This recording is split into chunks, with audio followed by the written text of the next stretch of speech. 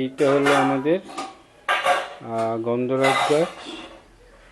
গাছে এবার প্রচুর কুড়ি এসছে, দেখো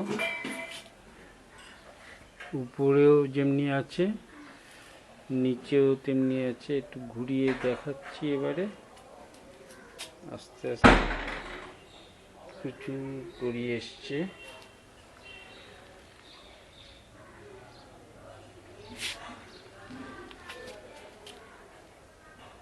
চারিদিকে কুড়ি বোঝাই, এদিকে ঘুরিয়ে যাই,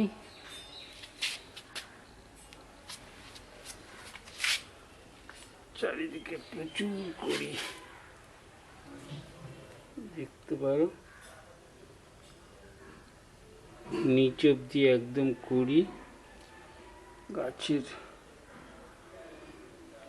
দু একটা সবে ফুল ফোটা ধরেছে, এই একটা ফুল, উপরেও কুড়ি আছে।